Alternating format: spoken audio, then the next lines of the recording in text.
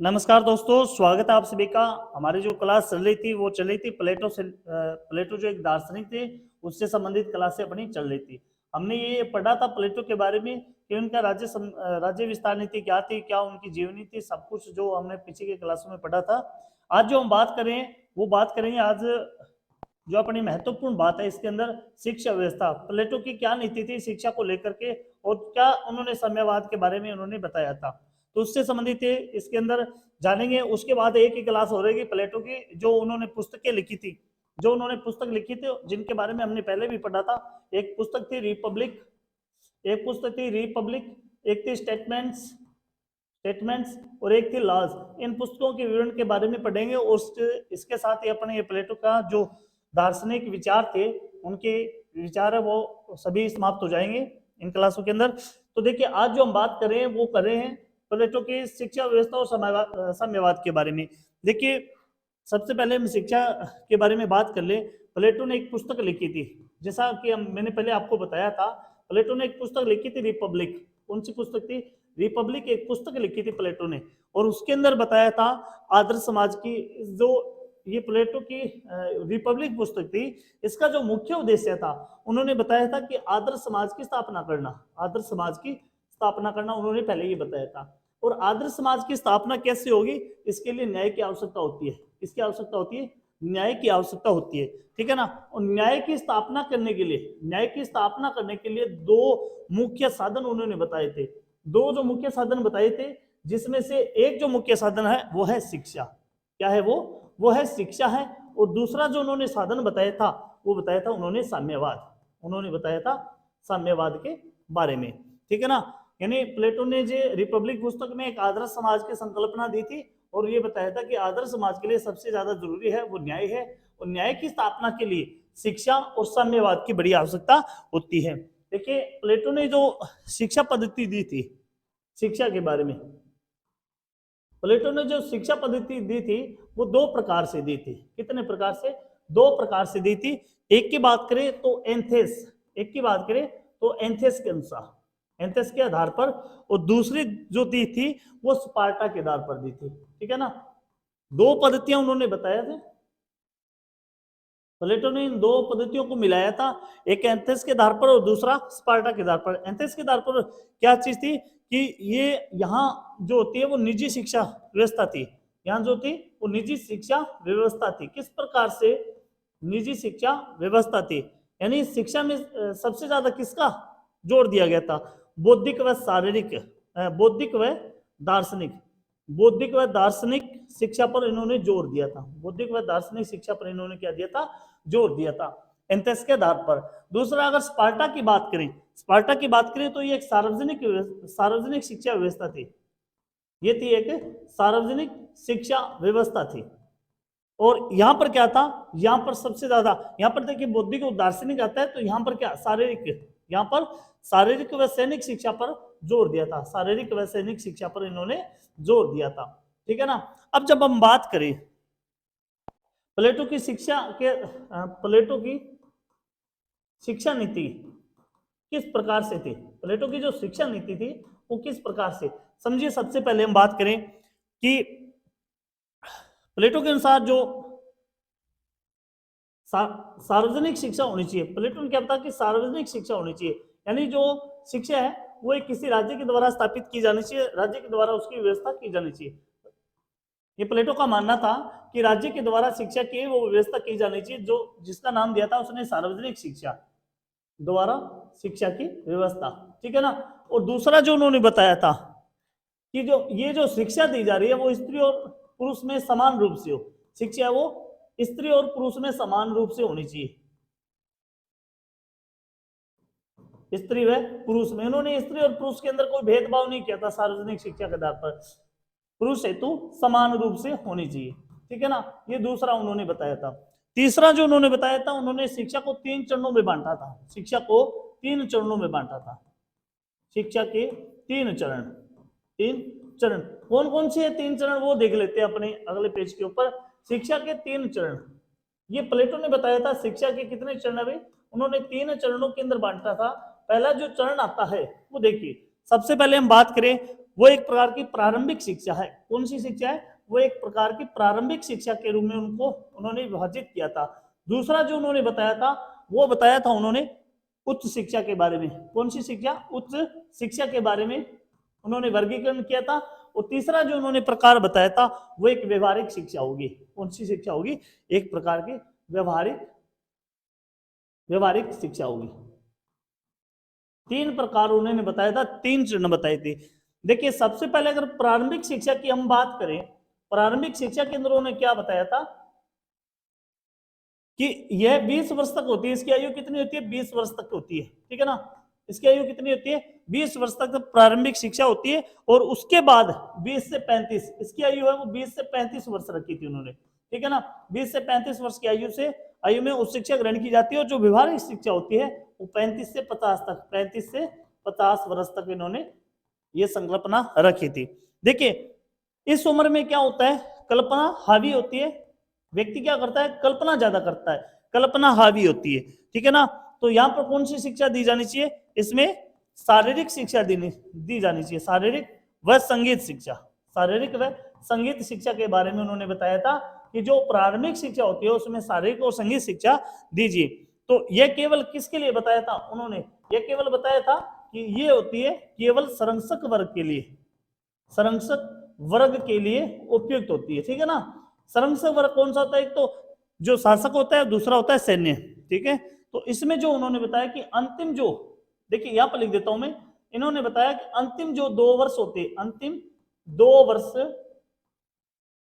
वर्ष में सैनिक शिक्षा दी जानी चाहिए, सैनिक शिक्षा दी जानी चाहिए प्रारंभिक शिक्षा के अंदर। यानी जब बालक 19 और 20 वर्ष का हो जाता है तो उसमें सैनिक शिक्षा की ज्यादा महत्व उन्होंने दिया था। यहां पर अगर उच्च शिक्षा की हम बात करें तो यहां पर उन्होंने क्या बताया था कि जो प्राथमिक शिक्षा में फेल हो जाते हैं, प्राथमिक शिक्षा में फेल हो जाते हैं, फेल हो जाते हैं, तो उनको क्या बनाया जाए? जो प्रारंभिक शिक्षा में फेल हो जाते हैं वो तो क्या है? सैनिक बन जाएंगे। वो क्या बन जाएंगे? सैनिक बन जाएंगे। और बाकी को क्या देंगे? और बाकी को उच्च शिक्षा देंगे। बाकी को क्या देंगे? उच्च शिक्षा देंगे। और वो उच्च शिक्षा वाले क्या हो जाएंगे भाई? ये उच्च शिक्षा देंगे। ये क्या होती है? कल्पना प्रधान नहीं, तर्क प्रधान शिक्षा होती है इसके अंदर, ठीक है ना। बालक है, युवक है, वो तर्क प्रधान हो जाता है। तो यहाँ पर किसका विकास होता है? दार्शनिक का। यहाँ पर क्या होता है? दार्शनिक विकास है वो सबसे ज्यादा प्रभावित होता है। यानी शासक वर्ग की, यहाँ पर शासक वर्ग का उद्भव होता है। देखिए, इसके अंदर है उच्च शिक्षा के अंदर जो व्यक्ति को ज्ञान होना चाहिए वो होना चाहिए गणित का ज्ञान होना चाहिए। इसके साथ ही उन्होंने बताया था कि ज्योतिष का ज्ञान होना चाहिए। और ज्योतिष के साथ साथ ही किसका? तर्क शास्त्र का उनको ज्ञान होना चाहिए। यहाँ पर देखिए, आगे जो व्यवहारिक शिक्षा उन्होंने बताई थी, व्यवहारिक शिक्षा के अंदर 35 से 50 वर्ष तक की आयु के आते हैं लोग। तो इसमें देखिए, सैद्धांतिक शिक्षा को व्यवहारिक शिक्षा के अंदर बदल दिया गया, ठीक है ना। सैद्धांतिक शिक्षा को व्यवहारिक जगत की कल्पना यहाँ पर की गई, जगत की कल्पना की जाती है यहाँ पर, ठीक है ना। और इसमें जो सफल होता है, सफल व्यक्ति क्या बन जाता है? सफल व्यक्ति शासक वर्ग में आता है। सफल व्यक्ति किस में आता है? शासक वर्ग में आता है, शासक वर्ग में आता है। तो उन्होंने शिक्षा की जो 3 चरण बताए थे, प्रारंभिक, उच्च शिक्षा और व्यवहारिक शिक्षा, ठीक है ना। उसके बाद अगर उन्होंने बात की तो प्लेटो, एक इंपोर्टेंट चीज है, ये आप नोट करके याद रखना कि प्लेटो थे वो, एक तो वर्ग था अल्पसंख्यक, एक तो वर्ग था अल्पसंख्यक, और दूसरा जो वर्ग था शिल्पी वर्ग, ठीक है ना। शिल्पी या कलात्मक वर्ग। शिल्पी वर्ग की शिक्षा हेतु मौन थे, शिक्षा पर मौन थे। इनकी जो शिक्षा थी उस पर उन्होंने कोई भी विचारधारा प्रकट है बिल्कुल नहीं की थी। यानी अल्पसंख्यक और शिल्पी वर्ग में किसी भी प्रकार का शिक्षा का उद्भव उन्होंने नहीं बताया था। आगे जो अगर बात करें, आगे जो हम बात करें कि प्लेटो ने क्या बताया था कि जो शिक्षा होती है वो जीवन पर्यंत चलती है। शिक्षा क्या होती है? जीवन पर्यंत चलती है। जीवन पर्यंत व्यक्ति है वो सीखने में, अपने अधिगम करने में अपना बोध रखता है। तो उन्होंने क्या बताया कि अगर जीवन के अंधकार को दूर करना है, जीवन के अंधकार को दूर करना है, ज्ञानता को दूर करना है, तो क्या करना पड़ेगा? अंधकार को दूर करने हेतु क्या करना पड़ेगा? हमें शिक्षा का शिक्षा का उपयोग करना पड़ेगा, ठीक है ना, ये बताया था प्लेटो ने। तो दूसरी बात उन्होंने क्या बताई, तो एक समान शिक्षा वाली, एक समान मतलब स्त्री और पुरुष में किसी प्रकार का भेदभाव न हो, स्त्री व पुरुष के लिए, स्त्री व पुरुष हेतु समान शिक्षा व्यवस्था हेतु समान शिक्षा व्यवस्था, समान शिक्षा व्यवस्था की उन्होंने कल्पना की थी। और ये जो उन्होंने कल्पना ली थी वो ली थी पाइथागोरस से, ठीक है ना। यहाँ पर ये जो प्रभावित थे वो थे पाइथागोरस से प्रभावित थे। ये आपको बड़ा इंपॉर्टेंट पॉइंट है, बिल्कुल याद रखना है कि जो उन्होंने माना था कि स्त्री और पुरुष से तो समान शिक्षा होनी चाहिए, उसमें कोई प्रकार का अंतर नहीं होना चाहिए, तो ये जो उन्होंने बताया था वो पाइथागोरस के आधार पर उन्होंने बताया था। दूसरी बात, एक बात और भी कही थी प्लेटो ने कि राजनीति के अंदर यानी शासक वर्ग के अंदर, राजनीति के अंदर यानी शासन वर्ग के अंदर महिलाओं की भागीदारी भी होनी चाहिए, महिलाओं की भी भागीदारी होनी चाहिए। तो यहां पर देखिए उन्होंने क्या बताया कि महिलाओं की भागीदारी होनी चाहिए। ये जो उन्होंने प्रभाव लिया था वो लिया था भाई, ये जो प्रभाव उन्होंने लिया था कि राजनीति और शासन में महिलाओं की भागीदारी होनी चाहिए, तो ये प्रभाव जो उनको मिला था वो मिला था एरिस्टोफेन्स से। किससे मिला था? एरिस्टोफेन्स से मिला था। उन्होंने बताया था कि राजनीति के महिलाओं की भागीदारी है वो बड़ी पूर्ण वाली होती है, ठीक है ना। उसके बाद हम बात करें साम्यवाद की, उसके बारे में शिक्षा के बाद में अगर बात करते हैं हम साम्यवाद की, प्लेटो के द्वारा जो साम्यवाद का सिद्धांत दिया गया था तो उसमें क्या बताया था उन्होंने कि जो सैनिक शिक्षा होती है, सैनिक शिक्षा के अंदर, सैनिक शिक्षा में स्त्री और पुरुष, सैनिक शिक्षा में स्त्री व पुरुष की समानता होनी चाहिए, समानता होनी चाहिए, ठीक है ना। सैनिक शिक्षा में स्त्री व पुरुष की समानता होनी चाहिए, ये जो था उन्होंने साम्यवाद का प्रभाव दिया था। तो ये जो उन्होंने साम्यवाद का प्रभाव, ये जो जहां से वो प्रभावित थे प्लेटो, वो थे स्पार्टा से। किससे थे? स्पार्टा से, ठीक है ना। अब क्या होता है देखिए, उन्होंने क्या बताया था कि जो संरक्षक वर्ग होता है ना, जो संरक्षक वर्ग होता है उनको दो चीजें भ्रष्ट करती है, दो चीजें भ्रष्ट करती है। कौन कौन सी दो चीजें उन्होंने बताई थी भ्रष्ट करती है? एक तो उन्होंने बताया था कंचन, रुपया, धन, और दूसरे उन्होंने बताया था जो जो इनको भ्रष्ट करती है संरक्षक वर्ग को, कामिनी, सुंदरता, औरत की सुंदरता, ठीक है ना। यहाँ पर एक कंचन धन के बारे में उन्होंने बताया था और दूसरा कामिनी के बारे में बताया था कि दो चीजें वो संरक्षक वर्ग को है बिल्कुल क्या करेगी? भ्रष्ट करेगी। तो इसके लिए उन्होंने क्या बताया कि संरक्षक वर्ग को, ठीक है ना, याद रखना इस चीज को, उन्होंने बताया कि जो संरक्षक वर्ग होता है, संरक्षक वर्ग को सबसे पहले क्या, धन, संपत्ति का परित्याग करना पड़ेगा, संपत्ति का क्या करना पड़ेगा? परित्याग करना पड़ेगा। ये सबसे पहले उन्होंने कल्पना दी थी कि जो संरक्षक वर्ग होगा, जो उत्पादन वर्ग की रक्षा करता है, उससे सबसे पहले क्या करना पड़ेगा? संपत्ति का परित्याग करना पड़ेगा। और यह संपत्ति, इस पर स्वामित्व किसका होगा? इस पर जो स्वामित्व होगा वो उत्पादक वर्ग का होगा। किसका होगा भाई? उत्पादक वर्ग का स्वामित्व होगा। दूसरा जो उन्होंने बताया था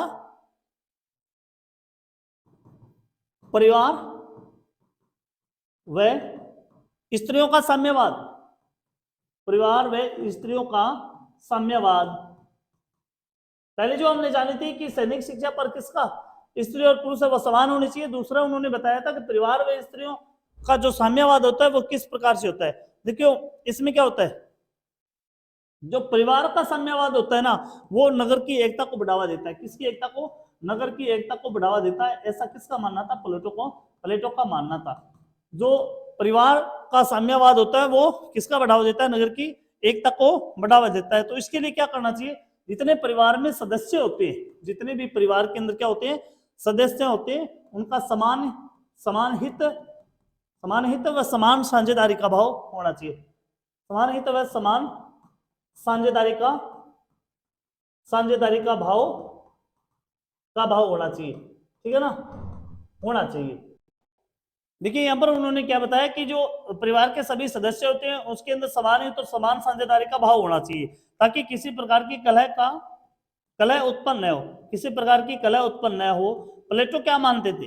प्लेटो का मानना था, प्लेटो का मानना था, क्या मानना था भाई? उनका मानना था कि राज्य में जो क्रांति होती है, राज्य में क्रांति, राज्य में क्रांति व कलह, राज्य में क्रांति व कलह, ये क्या होता है प्लेटो की नजर में? ये शासक की, प्लेटो की नजर में शासक वर्ग की आपसी कलह होती है, शासक वर्ग की आपसी कलह होती है इसके अंदर, ठीक है ना। तो उनको क्या चाहिए कि जो परिवार में जितने सदस्य होते हैं उसमें समान हित का भाव होना चाहिए, और दूसरी बात है उनमें समान है वो साझेदारी होनी चाहिए। आगे जो वो बताते हैं, देखो प्लेटो ने ये लिखा था, प्लेटो ने एक चीज लिखी थी भाई, प्लेटो ने क्या बताया था कि संपत्ति व परिवार, जो संपत्ति होती है वह परिवार होता है, संपत्ति व परिवार का साम्यवाद, साम्यवाद उत्पादक वर्ग पर लागू नहीं होता, साम्यवाद उत्पादक वर्ग पर लागू नहीं होता, लागू नहीं होता, ठीक है ना। ये किस पर? ये संरक्षक पर ही लागू होते हैं, ठीक है ना। इसमें जो प्लेटो है वो संरक्षक वर्ग, प्लेटो संरक्षक वर्ग में दोनों को शामिल करता है, दोनों किसको? स्त्री और पुरुष को। संरक्षक वर्ग में स्त्रियों को शामिल करता है, स्त्रियों को शामिल करता है, ठीक है ना। जबकि इसके विपरीत अरस्तु की माने दो, अरस्तु है, अरस्तु को स्त्रियों को क्या मानता है? स्त्रियों को हीन मानता है, स्त्रियों को हीन यानी कमजोर मानता है, ठीक है ना। ये आपको याद रखना है। दूसरी चीज क्या बताई थी? उन्होंने बताया था कि जो संरक्षक वर्ग होता है, प्लेटो ने बताया जो संरक्षक वर्ग होता है उनको क्या करना चाहिए? संपत्ति को नष्ट कर देना चाहिए। क्या कर देना चाहिए? अपनी संपत्ति और निजी संपत्ति की बात करें, यहां पर निजी संपत्ति व निजी परिवार को समाप्त कर देना चाहिए। समाप्त का मतलब यहाँ पर मारना नहीं है परिवार को, यहाँ पर क्या है, ऐसे विचारधारा मन में नहीं आना चाहिए कि उसे एक परिवार बनाना है, समाप्त करना चाहिए, क्योंकि इससे क्या होगा? भ्रष्टाचार नहीं होगा। इससे क्या होगा? भ्रष्टाचार नहीं होगा। यानी एक सैनिक होता है, उसका जब परिवार नहीं होगा तो वह बड़ी ईमानदारी से काम करेगा, इसमें भ्रष्टाचार नहीं होगा, किसी प्रकार का पक्षपात नहीं होगा, किसी प्रकार का संगठन नहीं बनेगा, गुटबाजी नहीं बनेगी, ठीक है ना। तो अगर उन्होंने क्या बताया था? उन्होंने ये बताया था कि राज्य के अंदर जितने भी, राज्य में जो भी संरक्षक वर्ग है, जो भी संरक्षक वर्ग होगा वो क्या करेंगे? संरक्षक वर्ग के पुरुष व स्त्री, के पुरुष व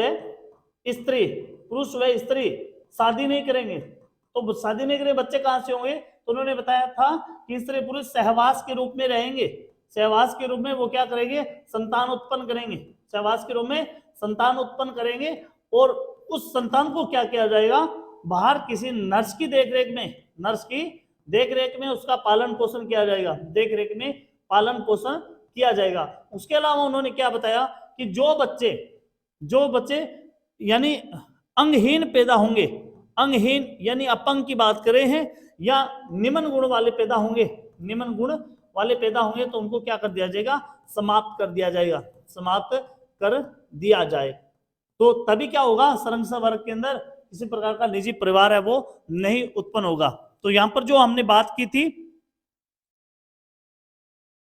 इसमें जो प्लेटो के हमने विचारधारा पढ़ी थी कि शिक्षा के संबंध में और साम्यवाद के संबंध में उन्होंने क्या विचार प्रकट किए थे।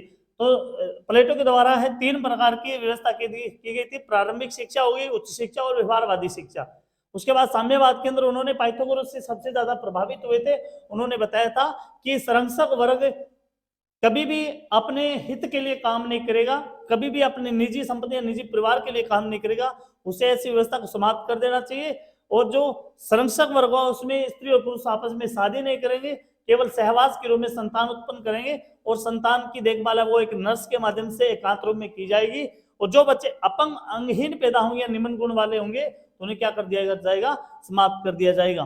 तो दोस्तों प्लेटो के शिक्षा व्यवस्था और साम्यवाद के बारे में हमने जान लिया। अब रही है उनकी जो रिपब्लिक स्टेटमेंट्स और लॉज पुस्तकें हैं जो परीक्षा में सबसे ज्यादा पूछी जाती है, उनके बारे में हम अगली क्लास के अंदर पढ़ेंगे। और इसके साथ ही प्लेटो का जो विवरण था उसकी क्लास वो पूर्ण हो जाएगी। उसके बाद में अगला जो दार्शनिक होगा उसके बारे में हम जरूर चर्चा करेंगे। हमारी क्लास निरंतर बनी रहेगी। आपको क्लास अच्छी लगती है तो लाइक और शेयर जरूर कीजिए। जय हिंद दोस्तों। नमस्कार दोस्तों, स्वागत है आप सभी का। हमारी जो क्लास चल रही थी वो चल रही थी प्लेटो से। प्लेटो जो एक दार्शनिक थे उससे संबंधित क्लासें अपनी चल रही थी। हमने ये पढ़ा था प्लेटो के बारे में कि उनका राज्य विस्तार नीति क्या थी, क्या उनकी जीवनी थी, सब कुछ जो हमने पीछे के क्लासों में पढ़ा था। आज जो हम बात करें वो बात करेंगे आज जो अपनी महत्वपूर्ण बात है इसके अंदर, शिक्षा व्यवस्था। प्लेटो की क्या नीति थी शिक्षा को लेकर के और क्या उन्होंने साम्यवाद के बारे में उन्होंने बताया था, तो उससे संबंधित है इसके अंदर जानेंगे। उसके बाद एक ही क्लास हो रहेगी प्लेटो की, जो उन्होंने पुस्तकें लिखी थी, जो उन्होंने पुस्तक लिखी थी जिनके बारे में हमने पहले भी पढ़ा था।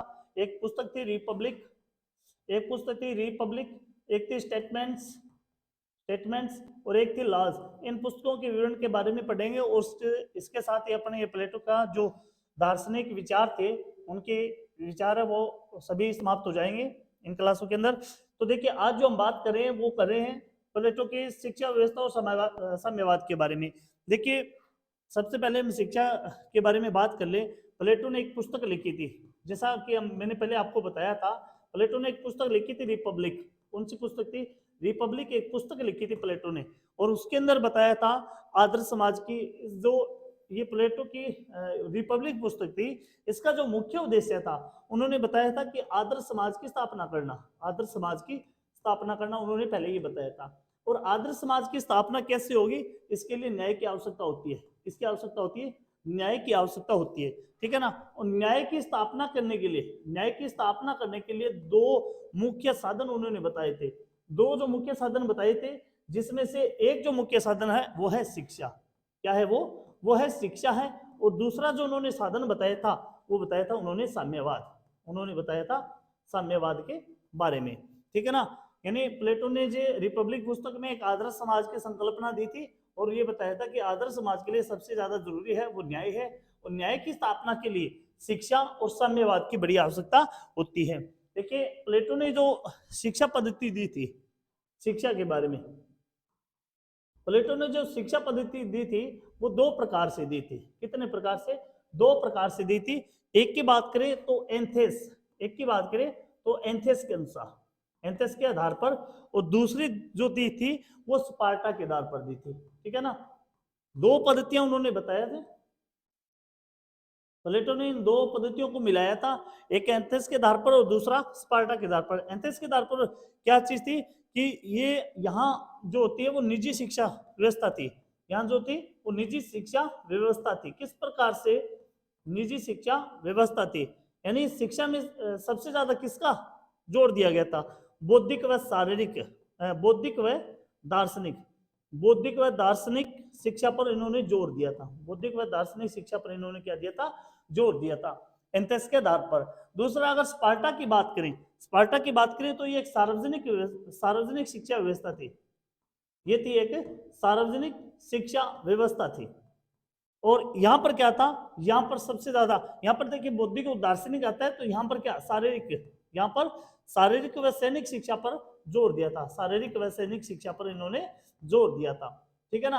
अब जब हम बात करें प्लेटो की शिक्षा के, प्लेटो की शिक्षा नीति किस प्रकार से थी, प्लेटो की जो शिक्षा नीति थी वो किस प्रकार से, समझिए। सबसे पहले हम बात करें कि प्लेटो के अनुसार जो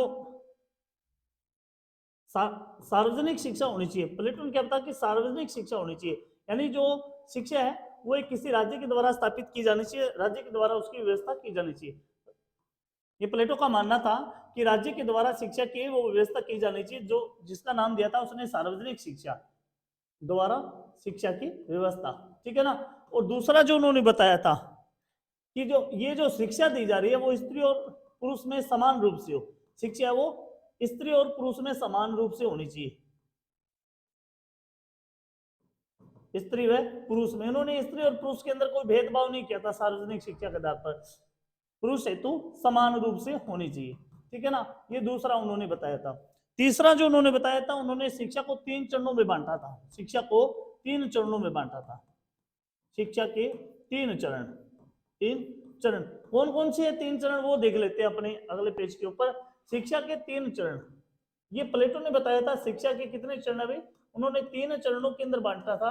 पहला जो चरण आता है वो देखिए, सबसे पहले हम बात करें वो एक प्रकार की प्रारंभिक शिक्षा है। कौन सी शिक्षा है? वो एक प्रकार की प्रारंभिक शिक्षा के रूप में उन्होंने विभाजित किया था। दूसरा जो उन्होंने बताया था, वो बताया था उन्होंने उच्च शिक्षा के बारे में। कौन सी शिक्षा? उच्च शिक्षा के बारे में उन्होंने वर्गीकरण किया था। और तीसरा जो उन्होंने प्रकार बताया था, वो एक व्यवहारिक शिक्षा होगी। कौन सी शिक्षा होगी? एक प्रकार की व्यवहारिक शिक्षा होगी। 3 प्रकार उन्होंने बताया था, 3 चरण बताए थे। देखिए, सबसे पहले अगर प्रारंभिक शिक्षा की हम बात करें, प्रारंभिक शिक्षा के अंदर उन्होंने क्या बताया था कि यह 20 वर्ष तक होती है। इसकी आयु कितनी होती है? 20 वर्ष तक होती है, ठीक है ना। इसकी आयु कितनी होती है? 20 वर्ष तक प्रारंभिक शिक्षा होती है। और उसके बाद 20 से 35 इसकी आयु है, वो 20 से 35 वर्ष रखी थी उन्होंने, ठीक है ना। 20 से 35 वर्ष की आयु में उच्च शिक्षा ग्रहण की जाती है। और जो व्यवहारिक शिक्षा होती है वो 35 से 50 तक, 35 से 50 वर्ष तक इन्होंने ये संकल्पना रखी थी। देखिए, इस उम्र में क्या होता है? कल्पना हावी होती है।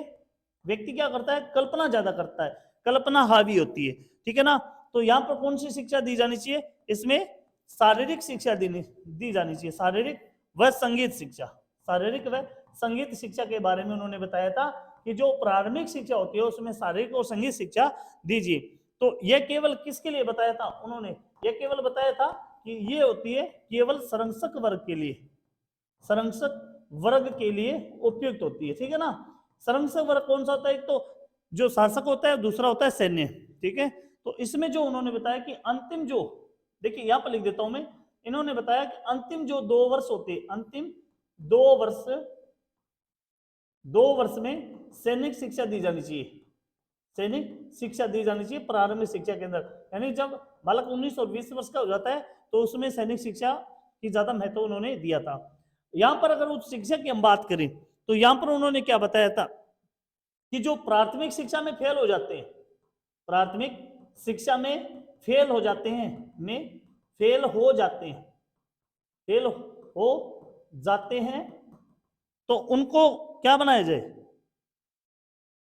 जो प्रारंभिक शिक्षा में फेल हो जाते हैं वो तो क्या है? सैनिक बन जाएंगे। वो क्या बन जाएंगे? सैनिक बन जाएंगे। और बाकी को क्या देंगे? और बाकी को उच्च शिक्षा देंगे। बाकी को क्या देंगे? उच्च शिक्षा देंगे। और वो उच्च शिक्षा वाले क्या हो जाएंगे भाई? ये उच्च शिक्षा देंगे। ये क्या होती है? कल्पना प्रधान नहीं, वो तर्क प्रधान शिक्षा होती है इसके अंदर, ठीक है ना। बालक है, युवक है, वो तर्क प्रधान हो जाता है। तो यहाँ पर किसका विकास होता है? दार्शनिक का। यहाँ पर क्या होता है? दार्शनिक विकास है, वो सबसे ज्यादा प्रभावित होता है। यानी शासक वर्ग की, यहाँ पर शासक वर्ग का उद्भव होता है। देखिए, इसके अंदर है उच्च शिक्षा के अंदर जो व्यक्ति को ज्ञान होना चाहिए वो होना चाहिए गणित का ज्ञान होना चाहिए। इसके साथ ही उन्होंने बताया था कि ज्योतिष का ज्ञान होना चाहिए। और ज्योतिष के साथ साथ ही किसका? तर्क शास्त्र का उनको ज्ञान होना चाहिए। यहाँ पर देखिए, आगे जो व्यवहारिक शिक्षा उन्होंने बताई थी, व्यवहारिक शिक्षा के अंदर 35 से 50 वर्ष तक की आयु के आते हैं लोग। तो इसमें देखिए, सैद्धांतिक शिक्षा को व्यवहारिक शिक्षा के अंदर बदल दिया गया, ठीक है ना। सैद्धांतिक शिक्षा को व्यवहारिक जगत की कल्पना यहाँ पर की गई, जगत की कल्पना की जाती है यहाँ पर, ठीक है ना। और इसमें जो सफल होता है, सफल व्यक्ति क्या बन जाता है? सफल व्यक्ति शासक वर्ग में आता है। सफल व्यक्ति किस में आता है? शासक वर्ग में आता है, शासक वर्ग में आता है। तो उन्होंने शिक्षा की जो 3 चरण बताए थे, प्रारंभिक, उच्च शिक्षा और व्यवहारिक शिक्षा, ठीक है ना। उसके बाद अगर उन्होंने बात की तो प्लेटो, एक इंपोर्टेंट चीज है, ये आप नोट करके याद रखना कि प्लेटो थे वो, एक तो वर्ग था अल्पसंख्यक, एक तो वर्ग था अल्पसंख्यक, और दूसरा जो वर्ग था शिल्पी वर्ग, ठीक है ना। शिल्पी या कलात्मक वर्ग। शिल्पी वर्ग की शिक्षा हेतु मौन थे, शिक्षा पर मौन थे। इनकी जो शिक्षा थी उस पर उन्होंने कोई भी विचारधारा प्रकट है बिल्कुल नहीं की थी। यानी अल्पसंख्यक और शिल्पी वर्ग में किसी भी प्रकार का शिक्षा का उद्भव उन्होंने नहीं बताया था। आगे जो अगर बात करें, आगे जो हम बात करें कि प्लेटो ने क्या बताया था कि जो शिक्षा होती है वो जीवन पर्यंत चलती है। शिक्षा क्या होती है? जीवन पर्यंत चलती है। जीवन पर्यंत व्यक्ति है वो सीखने में, अपने अधिगम करने में अपना बोध रखता है। तो उन्होंने क्या बताया कि अगर जीवन के अंधकार को दूर करना है, जीवन के अंधकार को दूर करना है, ज्ञानता को दूर करना है, तो क्या करना पड़ेगा? अंधकार को दूर करने हेतु क्या करना पड़ेगा? हमें शिक्षा का शिक्षा का उपयोग करना पड़ेगा, ठीक है ना, ये बताया था प्लेटो ने। तो दूसरी बात उन्होंने क्या बताई, तो एक समान शिक्षा वाली, एक समान मतलब स्त्री और पुरुष में किसी प्रकार का भेदभाव न हो, स्त्री व पुरुष के लिए, स्त्री व पुरुष हेतु समान शिक्षा व्यवस्था, हेतु समान शिक्षा व्यवस्था, समान शिक्षा व्यवस्था की उन्होंने कल्पना की थी। और ये जो उन्होंने कल्पना ली थी वो ली थी पाइथागोरस से, ठीक है ना। यहाँ पर ये जो प्रभावित थे वो थे पाइथागोरस से प्रभावित थे। ये आपको बड़ा इंपॉर्टेंट पॉइंट है, बिल्कुल याद रखना है कि जो उन्होंने माना था कि स्त्री और पुरुष से तो समान शिक्षा होनी चाहिए, उसमें कोई प्रकार का अंतर नहीं होना चाहिए, तो ये जो उन्होंने बताया था वो पाइथागोरस के आधार पर उन्होंने बताया था। दूसरी बात, एक बात और भी कही थी प्लेटो ने कि राजनीति के अंदर यानी शासक वर्ग के अंदर, राजनीति के अंदर यानी शासन वर्ग के अंदर महिलाओं की भागीदारी भी होनी चाहिए, महिलाओं की भागीदारी, महिलाओं की भी भागीदारी होनी चाहिए। तो यहां पर देखिए उन्होंने क्या बताया कि महिलाओं की भागीदारी होनी चाहिए। ये जो उन्होंने प्रभाव लिया था वो लिया था भाई, ये जो प्रभाव तो उन्होंने लिया था कि राजनीति और शासन में महिलाओं की भागीदारी होनी चाहिए, तो ये प्रभाव जो उनको मिला था वो मिला था एरिस्टोफेन्स से। किससे मिला था? एरिस्टोफेन्स से मिला था। उन्होंने बताया था कि राजनीति के अंदर महिलाओं की भागीदारी है वो बड़ी पूर्ण वाली होती है, ठीक है ना।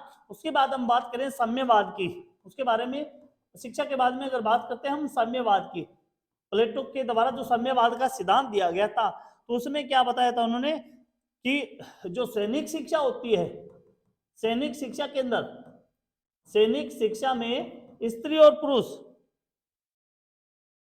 सैनिक शिक्षा में स्त्री व पुरुष की समानता होनी चाहिए, समानता होनी चाहिए, ठीक है ना। सैनिक शिक्षा में स्त्री व पुरुष की समानता होनी चाहिए, ये जो था उन्होंने साम्यवाद का प्रभाव दिया था। तो ये जो उन्होंने साम्यवाद का प्रभाव, ये जो जहां से वो प्रभावित थे प्लेटो, वो थे स्पार्टा से। किससे थे? स्पार्टा से, ठीक है ना। अब क्या होता है देखिए, उन्होंने क्या बताया था कि जो संरक्षक वर्ग होता है ना, जो संरक्षक वर्ग होता है उनको दो चीजें भ्रष्ट करती है, दो चीजें भ्रष्ट करती है। कौन कौन सी दो चीजें उन्होंने बताई थी भ्रष्ट करती है? एक तो उन्होंने बताया था कंचन, रुपया, धन, और दूसरे उन्होंने बताया था जो जो इनको भ्रष्ट करती है संरक्षक वर्ग को, कामिनी, सुंदरता, औरत की सुंदरता, ठीक है ना। यहाँ पर एक कंचन धन, धन के बारे में उन्होंने बताया था, और दूसरा कामिनी के बारे में बताया था कि दो चीजें वो संरक्षक वर्ग को है बिल्कुल क्या करेगी?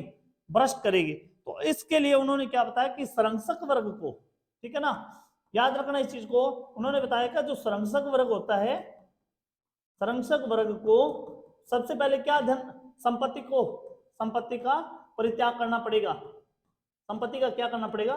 परित्याग करना पड़ेगा। ये सबसे पहले उन्होंने कल्पना दी थी कि जो संरक्षक वर्ग होगा, जो उत्पादन वर्ग की रक्षा करता है, उसे सबसे पहले क्या करना पड़ेगा? संपत्ति का परित्याग करना पड़ेगा। और यह संपत्ति, इस पर स्वामित्व किसका होगा? इस पर जो स्वामित्व होगा वो उत्पादक वर्ग का होगा। किसका होगा भाई? उत्पादक वर्ग का स्वामित्व होगा। दूसरी जो उन्होंने बताया था, दूसरा जो उन्होंने बताया था, परिवार व स्त्रियों का साम्यवाद, परिवार व स्त्रियों का साम्यवाद।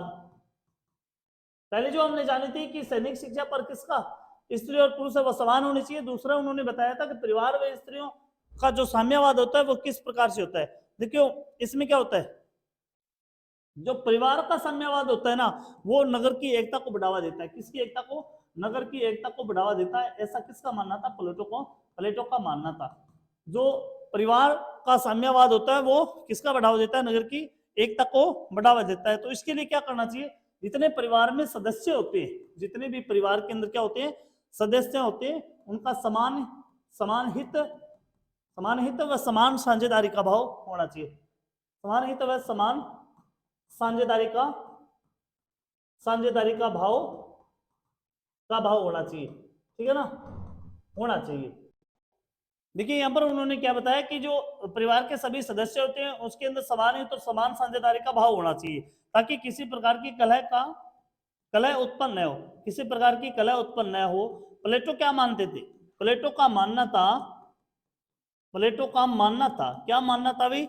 उनका मानना था कि राज्य में जो क्रांति होती है, राज्य में क्रांति, राज्य में क्रांति व कलह, राज्य में क्रांति व कलह, ये क्या होता है प्लेटो की नजर में? ये शासक की, प्लेटो की नजर में शासक वर्ग की आपसी कलह होती है, शासक वर्ग की आपसी कलह होती है इसके अंदर, ठीक है ना। तो उनको क्या चाहिए कि जो परिवार में जितने सदस्य होते हैं उसमें समान हित का भाव होना चाहिए, और दूसरी बात उनमें समान है वो साझेदारी होनी चाहिए। आगे जो वो बताते हैं, देखो प्लेटो ने ये लिखा था, प्लेटो ने एक चीज लिखी थी भाई, प्लेटो ने क्या बताया था कि संपत्ति व परिवार, जो संपत्ति होती है वह परिवार होता है, संपत्ति व परिवार का साम्यवाद, साम्यवाद उत्पादक वर्ग पर लागू नहीं होता, साम्यवाद उत्पादक वर्ग पर लागू नहीं होता, लागू नहीं होता, ठीक है ना। ये किस पर? ये संरक्षक पर ही लागू होते हैं, ठीक है ना। इसमें जो प्लेटो है वो संरक्षक वर्ग, प्लेटो संरक्षक वर्ग में दोनों को शामिल करता है, दोनों किसको? स्त्री और पुरुष को।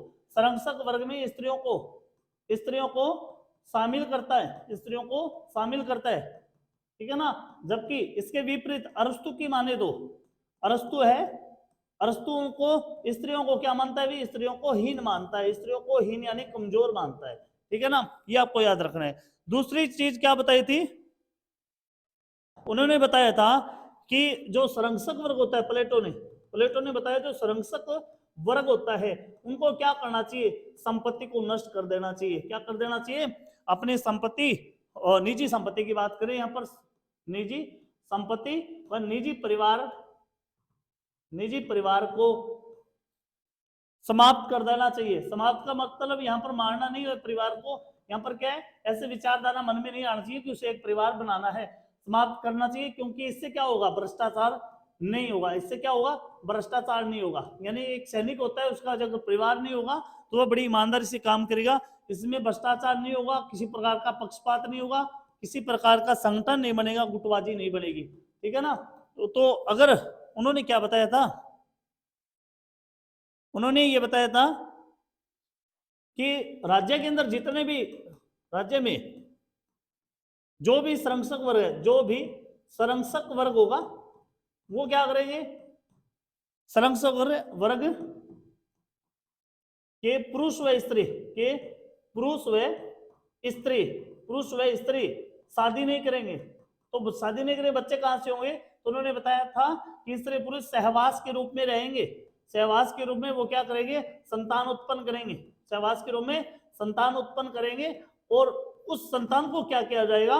बाहर किसी नर्स की देखरेख में, नर्स की देखरेख में उसका पालन पोषण किया जाएगा, देखरेख में पालन पोषण किया जाएगा। उसके अलावा उन्होंने क्या बताया कि जो बच्चे यानी अंगहीन पैदा होंगे, अंगहीन यानी अपंग की बात करें हैं, या निम्न गुण वाले पैदा होंगे, निम्न गुण वाले पैदा होंगे, तो उनको क्या कर दिया जाएगा? समाप्त कर दिया जाएगा, समाप्त कर दिया जाए। तो तभी क्या होगा? संरक्षक वर्ग के अंदर किसी प्रकार का निजी परिवार है वो नहीं उत्पन्न होगा। तो यहां पर जो हमने बात की थी, इसमें जो प्लेटो के हमने विचारधारा पढ़ी थी कि शिक्षा के संबंध में और साम्यवाद के संबंध में उन्होंने क्या विचार प्रकट किए थे। तो प्लेटो के द्वारा है 3 प्रकार की व्यवस्था की गई थी। प्रारंभिक शिक्षा हो गई, उच्च शिक्षा और व्यवहारवादी शिक्षा। उसके बाद साम्यवाद के अंदर उन्होंने पाइथागोरस से सबसे ज्यादा प्रभावित हुए थे। उन्होंने बताया था कि संरक्षक वर्ग कभी भी अपने हित के लिए काम नहीं करेगा, कभी भी अपने निजी संपत्ति या निजी परिवार के लिए काम नहीं करेगा, उसे ऐसी व्यवस्था को समाप्त कर देना चाहिए। और जो संरक्षक वर्ग होगा उसमें स्त्री और पुरुष आपस में शादी नहीं करेंगे, केवल सहवास के रूप में संतान उत्पन्न करेंगे, और संतान की देखभाल है वो एक नर्स के माध्यम से एकांत रूप में की जाएगी। और जो बच्चे अपंग अंगहीन पैदा होंगे या निम्न गुण वाले होंगे तो उन्हें क्या कर दिया जाएगा? समाप्त कर दिया जाएगा। तो दोस्तों प्लेटो के शिक्षा व्यवस्था और साम्यवाद के बारे में हमने जान लिया। अब रही है उनकी जो रिपब्लिक स्टेटमेंट्स और लॉज पुस्तकें हैं जो परीक्षा में सबसे ज्यादा पूछी जाती है, उनके बारे में हम अगली क्लास के अंदर पढ़ेंगे। और इसके साथ ही प्लेटो का जो विवरण था उसकी क्लास वो पूर्ण हो जाएगी। उसके बाद में अगला जो दार्शनिक होगा उसके बारे में हम जरूर चर्चा करेंगे। हमारी क्लास निरंतर बनी रहेगी। आपको क्लास अच्छी लगती है तो लाइक और शेयर जरूर कीजिए। जय हिंद दोस्तों।